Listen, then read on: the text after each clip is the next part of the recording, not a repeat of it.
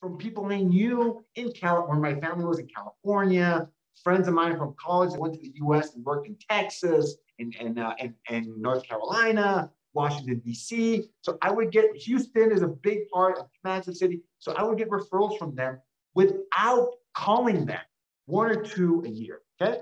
Right. If I would actually call them and ask them for help building my business, I would have gotten 10 times the result. 10 transactions every year instead of one, maybe two. So for the person moving to the new city, who do I call? Call the people you know. That's the first thing you should do.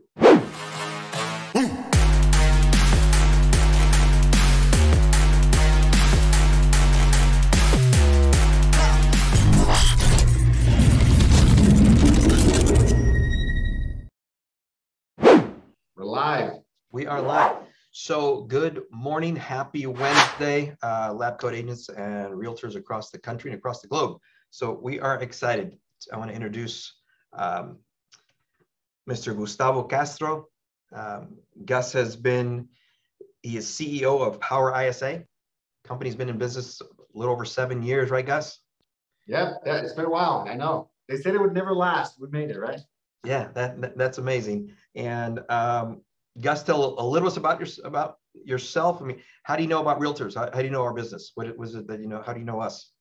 Awesome. Well, thank you so much, Alvin. Happy to be here at another webinar.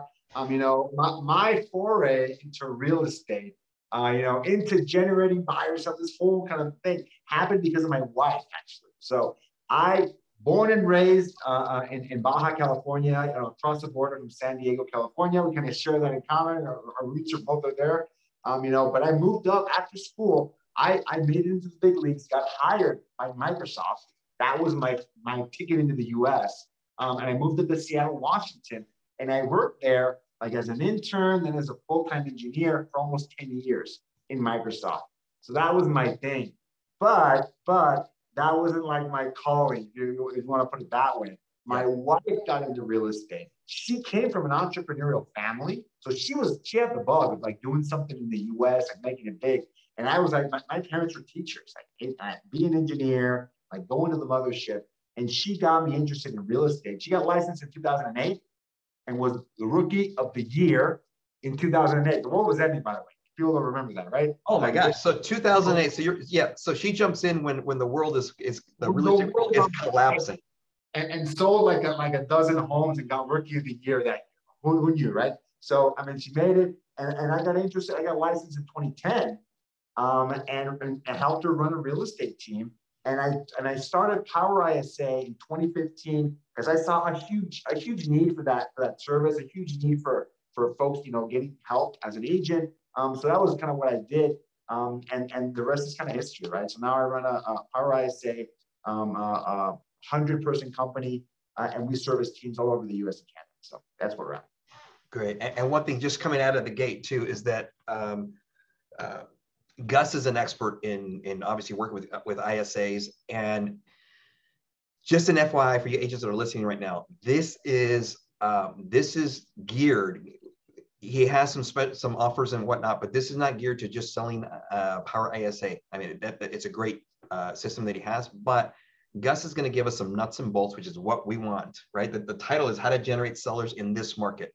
We all know this market is very unique. 2022 is a very unique coming out of the gate. We're now starting the second quarter. It's hard to believe it's already April 5th or 6th, whatever it is. But Gus, you're going to share with us how to generate sellers in this market, right? Yes, absolutely. And let's jump in, right? I got folks here ready to go. So I'm going to share with you, I did a little bit of an experiment. I did this a few weeks ago in the group in LabCoatAgents. I have a really simple question. You know how you can ask those questions with the colorful background, like 5 or 6 words, and people love those things. I love to see how people react to those things. I asked a really simple question. How did you get your last listing? How did you get your last listing? And I got almost 200 responses to that question. Holy cow. Responses, right? So this is not a scientific poll. This was an open question. Whoever wanted to contribute, contributed. And I got almost 200 responses. And that's what I base today's talk on, right? This is not just what Gus thinks works, what Gus or his clients are doing. This is what the whole group of LabCoat, there's 130, 40, 50,000 people in that group now, all over the country. And we went down through all of those responses. And we're going to talk today about the top ones. And I actually had one-on-one conversations with some of those agents because they were doing something unique. They were doing something really interesting. And I wanted to learn about that, right? So I'm going to share a lot of what people gave me. And I'm also going to throw in, obviously, what we see working in the marketplace, because we help a lot of agents generate more listings, right? But I'm going to bring it all together today. And there's a lot of content to go through today. So I'm going to jump right into it. And, Alvin, people in the audience, if you have questions, drop them in there. Alvin, you're going to be representing the agent in this talk. You let me know when people have questions in there, because I'm going to try and get past everything, get everything in the time we have today. So, but that's the premise. I asked a question, 200 people answered, and I'm going to talk about the top responses that are working right now to generate sellers. Not 5 years ago when the expireds were falling off the trees. Guys, this is not 2015, 2014 anymore. This is 2022, probably one of the most challenging markets to generate listings ever. I think inventory on a national level, I think it hit 2 weeks at one point in December. Like, it was a ridiculous amount, a historic low on inventory available in the market. And that was kind of shocking for a lot of folks. But I want to tell people one thing. There's hope, folks. In 2021, last year, over 6.2 million homes got sold, right? So yes, we're in an inventory crunch because there's not that many listings on the market at any given time, but more listings than any year except 2006, that's the other year, but more listings than any sold last year, okay? So we're not in a situation where people don't want to list, where people are holding back. There's less homes available than ever. More homes sold last year than in any year dating back to 2006. So the listings are there. People are motivated to sell, but you got to get creative on how you find them. You can't just keep doing the same thing over and over again and expect it to keep working as the market gets more dynamic. That's why I asked the question, what's working right now? Where'd you get your last listing? And tell us about that story, right? So I'm going to go with the number one answer, and probably not a huge surprise that this was the answer. But I do want to go a little bit deep on why this is so important. The number one answer in that point, the number one answer was database, okay? That was the number one. Not surprising, not surprising. Real estate is a relationship and business, right? Relationship sales, your sphere, your database, it definitely matters. What shocks me, Alvin, is that there's two types of real estate agents out there. The ones that have a database and the ones that don't, right? Those are the only two that exist. Those are the only two that exist. And that's what we talk about all the time. There's only two types of, I'm glad you nailed it. And before we get started, so FYI guys, is that I've got my notepad, and that's not this little one. I've got this big notepad for some stuff that Gus is going to share. And then the other thing, this device is on airplane mode. So this is not going to ring. Right now, Gus has got my undivided attention, but I've got a big notepad ready to take some stuff down. But yeah, the database thing, and realtors like, oh gosh, Gus is going to talk about database. No, I'm glad you nailed it right there. Yeah, that's the number one. And it's the number one answer. And it should be the number one thing on your list. And this is for those agents, the ones that know their database and work it, this is not for you. The other ones that don't have it and don't work it, this is for you. I was talking this week to one of my clients, Brett Boone out of Oklahoma. Number one team in Oklahoma, 300 transactions last year, 100 million in volume. That's massive in Oklahoma. For people that are like, California guys, it's okay. That's massive in Oklahoma. He does it all. Prospecting and Zillow and Realtor.com and Google and Facebook. He does everything. Massive marketing budget every month. I asked him, what's your highest value, best converting, most valuable lead source? And he said, without a doubt, database. And I'm like, wait, hold on, what do you mean? Like, that's exactly what I mean, right? Every agent that joins this team cannot join without having 200 people on an Excel sheet on day one. They have to have 200 names, address, phone number, email to be able to join his team, because he goes on in the next year, I'm going to teach you how to work that sheet and generate 20 transactions in your first year. That is the goal. And I love that story, and I love that mindset, because that's how we should all be approaching it. My first year in real estate, I closed 30 transactions, no ISA, no buying leads. I worked a 300-person list. And I love that number. I like that 10% conversion rate, by the way. I really like that. Like, that is very realistic. That is something I've been able to achieve off a relatively small 200, 300 people. Is not a huge database, guys. I'm an immigrant to this country, right? So I was not born and raised in the US, born and raised in Mexico. I moved to Seattle and I made a database there, 200, and it ended up being over 300 people, but I started it with 200 people and I got 30 transactions. But here's the key, folks. Here's the key. You've got to work that database. Yes, you can send emails. Yes, you can post them on social, friend everybody else. You can do all of those things. But the key thing is, and Brett does this too. So my client Brett does this as well. Every quarter, you have to call everyone on a database. Every 3 months, you have to call every single name on that list and add some value to them. And you can invite them to your next Zoom class, first-time buyer class, investor class. You can have an ice cream social in your office. You can have, if you have budget, and in my real estate team, by the time I was in my third, fourth year in real estate, we would do parties in an ice rink. We would do hors d'oeuvres and drinks at a restaurant. But we started by teaching classes. That costs you next to nothing, right? Gus, let me interrupt you for 1 second, Gus, because there's two questions here. Two questions. Number one, I appreciate the fact that you came from another country, went to a brand new area. There's a question that we've got was, I'm in a new area, experienced in real estate, but moved to a different state, would love some ideas on building a database or leads. That's one part of the question. But the other thing, and I know people are thinking right now, Gus just said, I have to call this database every quarter. What do you say, Gus, to the person, the realtor that's on this call? I haven't talked to Susie Q in 3 years. What's that script, Gus? What is that script like? Absolutely. So okay, I'm going to hit both. Those are great questions. So number one, for the person that moved into a new area, the number one thing you need to be doing is having conversations with strangers every day, right? I just talked to another one of my good friends, Ed Boulanger, massive agent out of Charlotte. His first year in real estate, he took this to the extreme. So maybe you don't do what Ed does. He printed out 1,000 business cards and would distribute every day, would have a real estate conversation with 10 to 20 new people every day. He's from Boston, moved to Charlotte, North Carolina. That is, let me just tell you, right? These are different. They're kind of nearby physically. You could not go to more different places than growing up in the outskirts of Boston than going to Charlotte. Let me just tell you that, right? Very different area.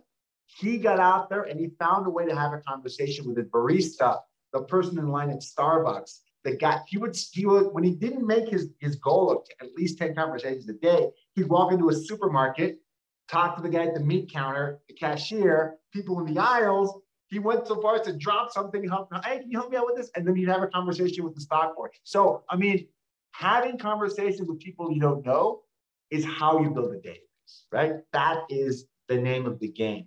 You can be as intentional as hardcore as you want, but I like the fact that he had 20 business cards in his pocket every day. And the mission was talk to someone, show some gratitude, and say, hey, if you ever need anything, I had a great interaction with you.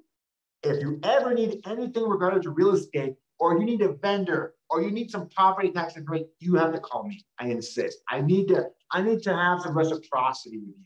I want to help you, right? It's not a buy and list your home conversation. That is a big put off. No one wants to know that guy. No one wants to call that guy. Be a resource for people. And he said within 90 days, he was getting 1 or 2 messages from a day from those, right? Within 3 months. That's another thing. You're not going to, anything we do in real estate, doesn't happen unless you're doing it consistently for 3 months. I haven't found the thing that is magical and is going to consistently work unless you work. So that's the first. The other thing I want to say about databases related to that question, hey, I just moved to a new city, right? So one thing I did not do that I should have done, my first year, I would have had 50 transactions instead of 30, is I did not call and work people that didn't live in my city, okay? I ignored anyone that I knew that didn't live in Seattle, Washington. Big mistake because within a couple of years of them finding out it was in real estate, I would get 1 or 2 referrals a year from people I knew in California, when my family was in California, friends of mine from college that went to the US and worked in Texas and North Carolina, Washington, D.C. So I would get, Houston is a big part of Kansas City. So I would get referrals from them without calling them, 1 or 2 a year, okay? Right. If I would actually call them and ask them for help building my business, I would have gotten 10 times the result. 10 transactions every year instead of 1, maybe 2. So for the person moving to the new city, who do I call? Call the people you know. That's the first thing you should do. Get that referral income coming in, right? Hold on for dear life. Do not discard people because they don't live in your own city. I'll cash those referral checks every day of the week, folks. Oh, absolutely.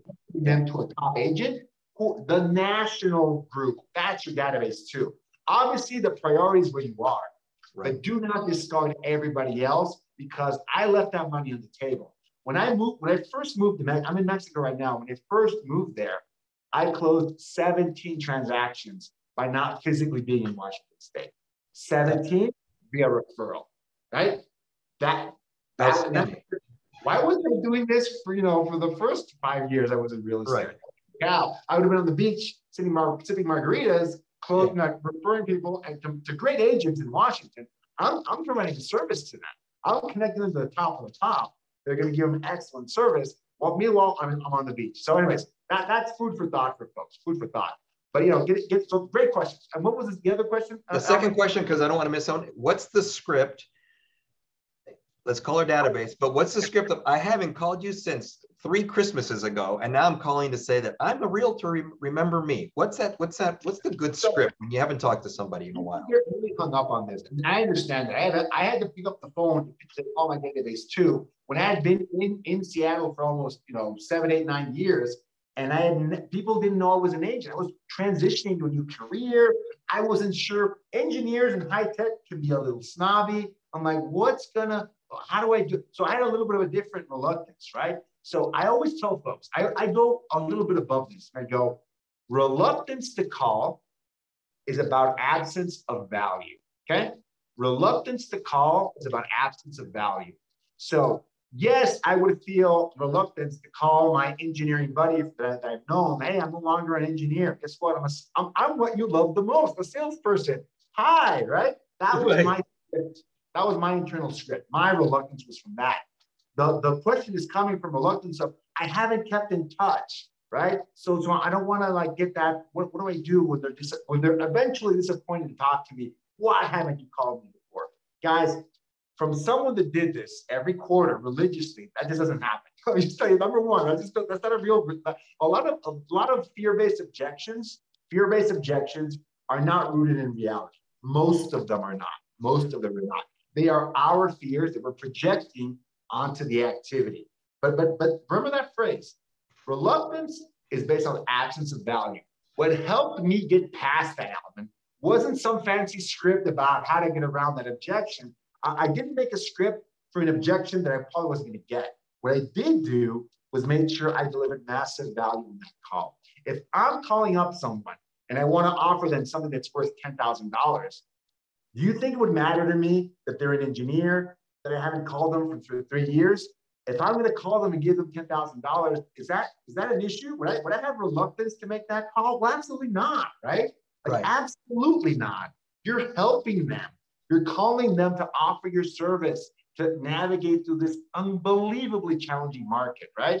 For buyers and sellers, by the way. People think it's easy for sellers. Well, be a seller right now. It can be stressful as well, right? So you're offering a massive value. And I would always invite them to my next class, offer them a gift. I did a Thanksgiving pie giveaway right one time.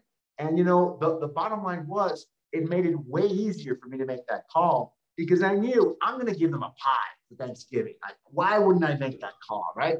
Regardless of all the reasons you can come up with not to make the call. Not one time did any of my objections that were in my head actually manifest. Not once. You know what happened?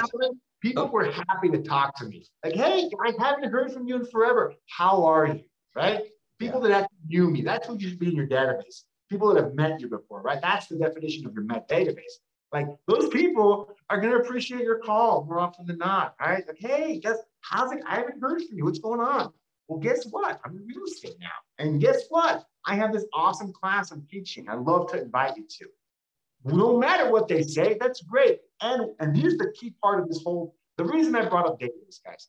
In that call that you do 4 times a year, the end of that script always has to be, and by the way, Alvin, I would love to ask you for help in building my business. Who do you know that might be thinking of buying or selling in the next year, right? Who can you think of, like from church, from work, anyone you know? Who do you think I can help out, right? And this is even doubly more powerful when it's a past client, like a recent past client. I had a great time working with you, and I love you as a person.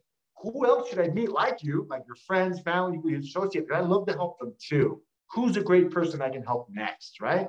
Or even better, when the event is real estate related, like for buyers or sellers, tell them, Alvin, who do you know that can benefit from this event, right?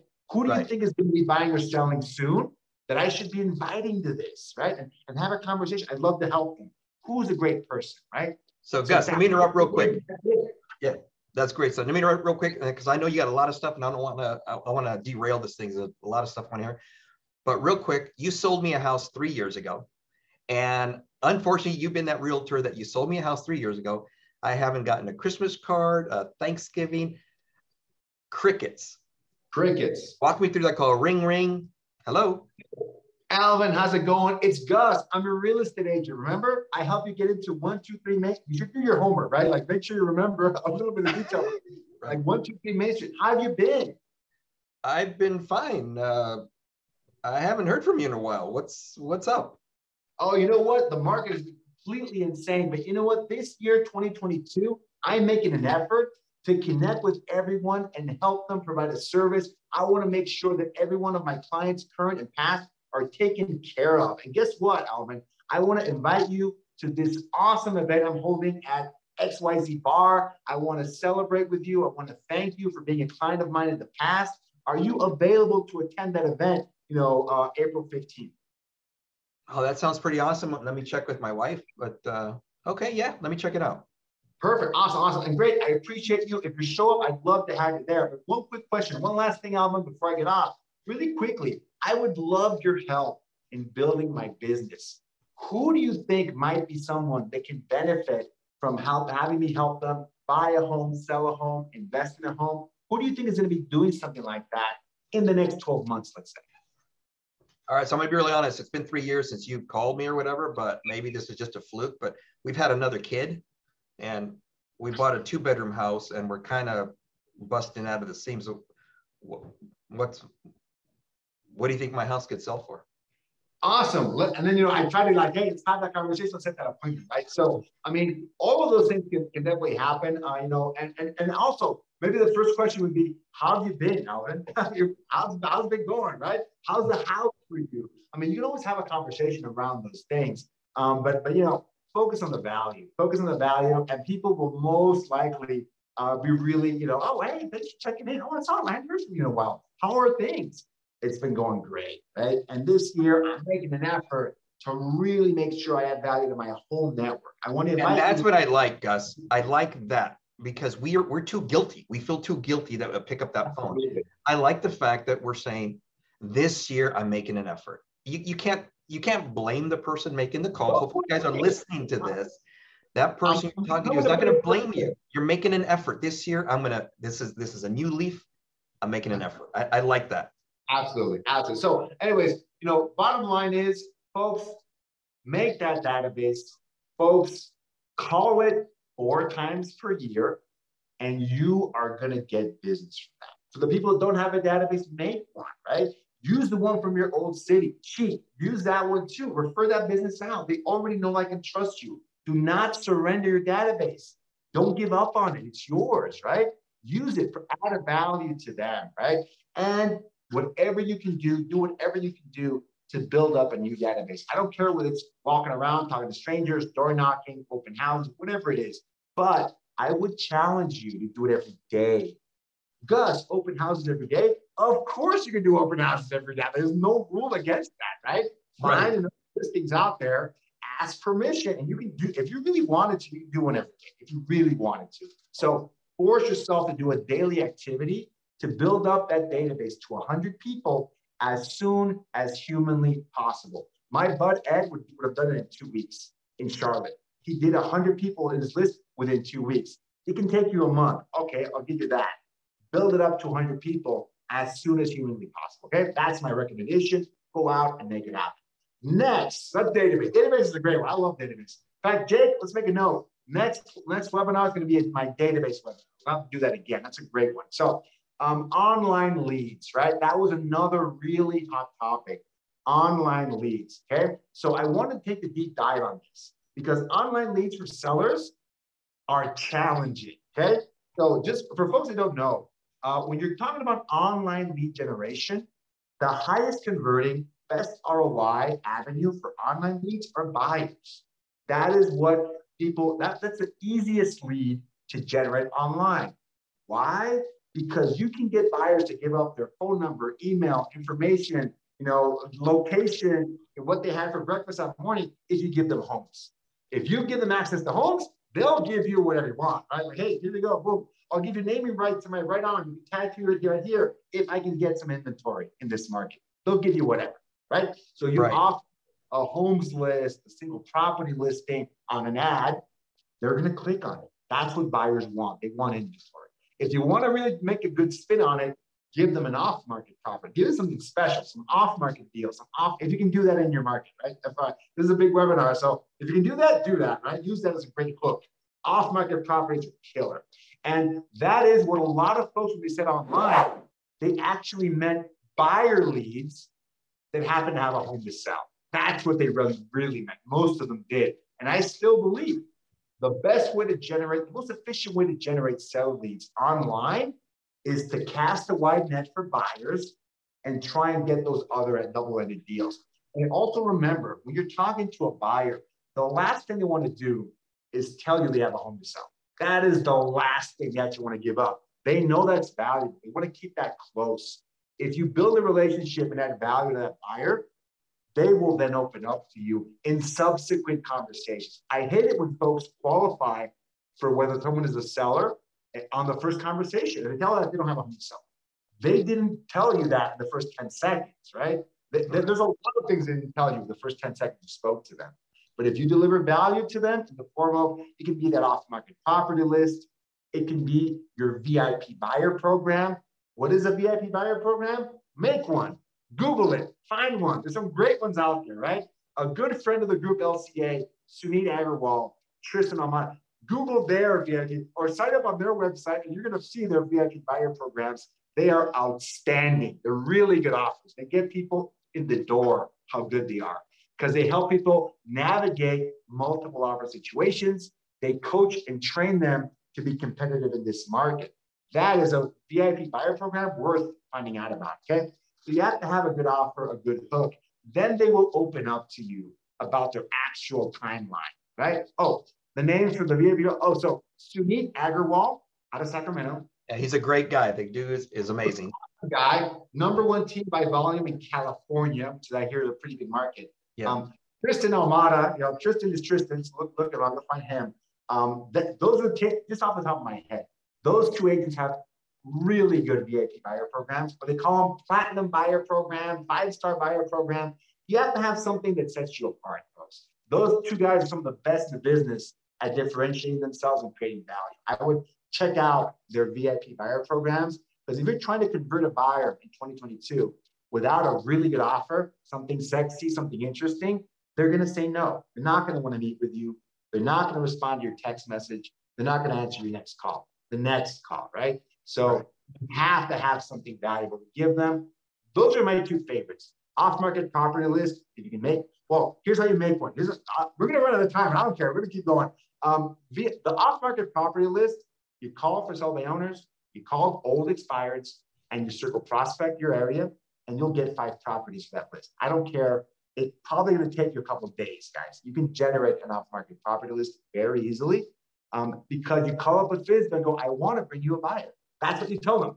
I just need information. I want to add you to my off-market property list. 90% of them are going to say yes. The other 10% just hit agents. So you don't want to talk to them anyway. But the 90% will say yes, they'll give you permission to add their property to your off-market properties. Don't worry about it. So make sure you have that. VIP buyer program, off-market property list. That will give you permission to have an honest conversation with a buyer. They might actually tell you they have a home to sell. They might actually be honest with you on timeline, motivation, and whether they have a property they need to sell first.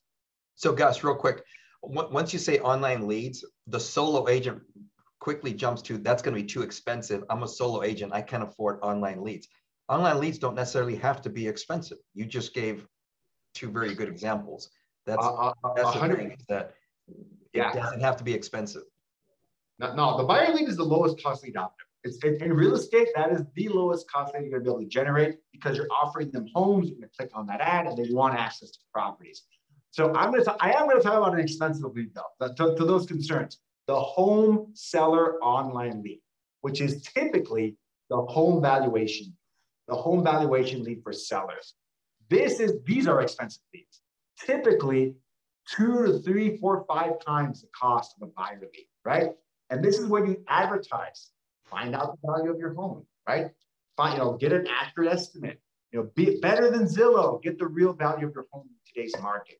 Or you're advertising on Google and you're bidding on keywords that say, how much is my home worth? How can I sell my home, etc. right? So you are buying leads of sellers that have shown some kind of motivation towards knowing the value of their home and potentially selling. Potentially. It is probably outside of investors, like I'm taking investors off the table, but in real estate, it's probably the most expensive lead to generate. Why? Because it's the most valuable, guys. They're expensive because we want them. Everyone and their mom wants to sell it right now. But here's a word of caution to all those, especially the solo agents out there. Guys, this is advanced math when you're talking about online seller leads from home valuation. The conversion rate is low on these leads. The ROI is much lower compared to buyer leads. You have to go in there with your eyes wide open, and your conversion and follow-up game has to be on point, because the average turnaround for these home valuation leads is 12 months, okay? 12 months. So this is not, buyer leads tend to convert a little bit sooner than that on average. On average, they convert sooner. So home valuation seller leads can take a long time to convert because you can get them very early in the process. They're curious about their home value. You're looking at 2023 leads. So if you go into it with that approach, you're going to be successful. I had a client of mine, Calvin Shropshire, out of Chattanooga, Tennessee, had been running his home valuation campaign probably almost a year, had been accumulating a lot of these leads and doing the automatic drip. The particular stuff. He had not called them though. So he got an ISA to make the calls because that was easier for him. Get an ISA in there, make some calls. He set 6 listing appointments the first week, but I believe that happened by coincidence. It was almost a year of waiting to get people in that pipeline. He built a pipeline of these leads, right? A year later, the listing opportunities are going to come out, right? So understand, that's a game you can win. Home valuation, you can win it if you have the patience and the budget, these are expensive leads, to really wait it out and get them in the pipeline, and they're going to start converting little by little bit. But I'm saying, don't complain about the game if you know the rules. Those are the rules of home seller valuation leads. And there's some services and products out there that maybe do better, no doubt. This is my experience. I'm talking about Facebook home valuation, Google pay-per-click home valuation. That is the name of that game. You gotta have patience. But some people swear by it. They're like, hey, once you build that pipeline, give me more. Give me more of these online valuation leads. They're awesome. They're the best. Great. We got about 10 minutes left. We got one more big topic. This is the third area of responses that we got. A third area. Repeating those agent names. Sunit Agarwal. Can we type it in there, Jake? Sunit Agarwal and Kristen. Look them up. I said earlier, sign up for on their website. Don't sign up on their website because you're going to come as a lead. They're going to call you. So just Google them, and they probably have this information in LCA in the Facebook group. But their VIP buyer program. Those two guys have some of the best ones. So last topic. This is a really good one too. The other one. This is the smallest amount of agents got this. got their listings from this. This is the smallest amount of responses I got. I grouped them all, and it is prospecting. It was the smallest amount of agents, probably less than 5% of responses were prospecting based. And this is where I went deep. I had one-on-one conversation with several people here, because that's what I'm interested in. I'm like, hey, who's doing something unique and interesting in the prospecting space? Because I'm an expert in that. Hey, who's doing something? And there was some really good nuggets there, really good ones. Number one, right? Absentee owners. And people have heard of these. Oh, yeah, guys, I've heard of those. Guys, you've heard of them, but no one is calling them, okay? No one is actually working them except investors. Investors are going to town on the absentee owners. They have the budget, they have the staff, they have the team to do it. I love telling the story. I have 2 properties. I moved from Seattle, I moved to Mexico. I have not lived in Washington State since 2015, okay? So you know how many, let's narrow it down. Last 24 months, like COVID, the COVID time. Seattle is one of the hottest real estate markets in the US, like very competitive, very low inventory. You know how many people have called me about my 2 rentals, asking me if I'd like to take advantage of this massive market? You know how many people? One brave soul, one real estate agent called me in the last 2 years in the hottest market on record in Seattle, Washington, and asked me if I wanted to sell my home, okay? Guys, landlords, in case you haven't noticed, in the last 24 months have had a rough time. I'll just kind of leave it at that. It has been difficult for landlords. If someone would have called me in about a 2-month period in 2021, they would have called me, I would have dumped that property. I had a tenant, kind of trashed the place, break the lease. I, because of restrictions, this is legal, could not retain their security deposit. Thank you very much, right? So I had to repair the place, find a new tenant. That was, again, I'm not saying that's good or bad. This is just reality, what happened. I have lost more money on my rentals in 2021 than I ever did before, okay? Because of things like that. Again, it happens. Right? Landlords are hurting. They're doing their taxes right now, right? A lot of them are doing the taxes. They're realizing it was a massacre last year or 2 on your P&L for the rentals. It was tough for a lot of landlords. And the moratoriums have started lifting this last quarter, like literally weeks ago, right? So you have a group of landlords that need help. Some of them are out of the city, out of state landlords, actually, right? Are they going to go in there and kind of see what how the home's doing, what kind of repairs it needs? No. Call them up, ask them, hey, I'm a local agent. I almost live right across your property, almost, right? Do you want to liquidate it? Do you want to get new investment, diversify? How's the last 2 years treated you? Not well, I bet. You might have been a nightmare for some of these people. Some people have been fighting to get the tenants out for years now, right? And they're finally going to be able to do it in 2022. A lot of them are.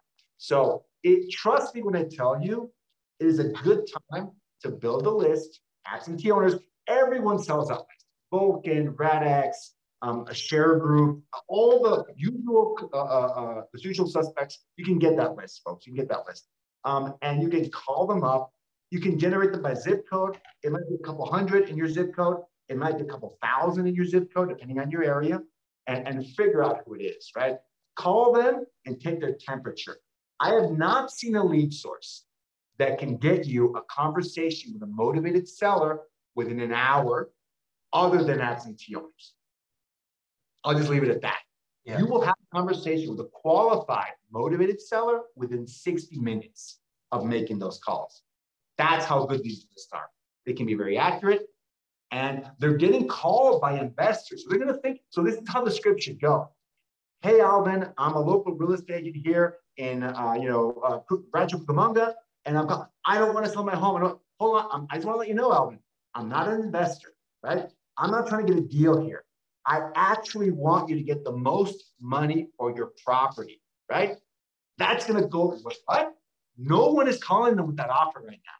I'm telling you, no one is, right? Maybe one person in the last 2 years has called them with that offer. So get a move on, talk to these folks, and immediately differentiate yourself from all of the investors that are trying to get them at a discount. They want a discount. Oh, the lead sources. The usual suspect, folks. Vulcan 7, RedX, Share Group, SHA, SHARE, Share Group, that's another one. They all sell these lists. Don't worry. If you have a dialer with one of these companies, Mojo, get one through Mojo. Through Mojo itself or through some integration, you can get that, folks. And actually, Redx is a partner with LCA, so Redx might be even better for that. And I confirm, I'm absolutely sure Redx has this list. So differentiate yourself with these potential sellers and ask them, hey, if you can get you a great deal, would you liquidate that property? And then listen to the reasons they might say no. Oh, it's because of this, and that. Guys, be the solution for them. You know, I have to get it. We'll help them get the tenant out of there if you need to. I need to fix it up. Get them the contract that they need to list that property. Be a resource. The absentee owner is not going to typically fight you on commission the way the local owner will, because you can add massive value to the absentee owner that you cannot. It's not the same when someone lives in the property, when they don't, and when they're out of state. Really, really big opportunity for retail real estate agents to be calling these folks. No one's calling them, and the only people that are looking for a great deal. They really want to drive a hard bargain with them, so they're turned off from that. Differentiate yourself, and you will win. So we're almost out of time. That's one, absentee owners. On a similar vein, for rent by owners. This might be folks that are local, right? They're local. They're advertising a rental. Right? You can have a conversation with them as well. Hey, I see your home is in the market for via rental. Have you considered what's stopping you from getting it sold? They've thought about it, right? What's the reason? Have a conversation with them. They might be out of state, they might be elderly, but whatever. They don't have time to get it up right. They don't have time to fix it. Be a solution. Give them an as-is estimate. Hey, we need homes on the market, Mr. Seller, Mr. Landlord. We need homes on the market. I'm going to call you to get more inventory, right? I can get you an amazing deal. I can even find out how much it's worth as is, right? And what you could potentially get with a few fixes. Let me take a look at that property before you lease it out. Okay, sure, whatever. And here's the kicker. There's a punchline on this one. So even if they decide not to list, you know that in the next 12 months, that lease is probably up, right? So guess who can make a call a couple months before and say, hey, Mr. Landlord, I'm back. How's your life as a landlord? It still sucks. Great. When do you want to list that property? You can follow up with them, folks. And at volume, you're going to win with this approach. I have a client doing it in a big market, New York City, based in Brooklyn. They call dozens of these a day, and they accumulate their follow-ups. They know in 9 months, they're going to call back. That property is going to be rented most likely, and the lease is going to be up soon. They've got those follow-ups in the bag. They've got that pipeline being built. That's one thing I love about for rent by owners. They want to be found. Their phone number's out there on the web, on Craigslist, on the rental sites, all these things. And you can keep that follow-up ready to go because you know when that lease is. Okay? So those are the big ones. I'm out of time. I had a few more. I think I have a chance to get to all of these. Follow up with us on the next one. We can talk more about them. But I got to the top ones. Those were the most important ones I want to talk about. I'm going to recap. Number one is your database.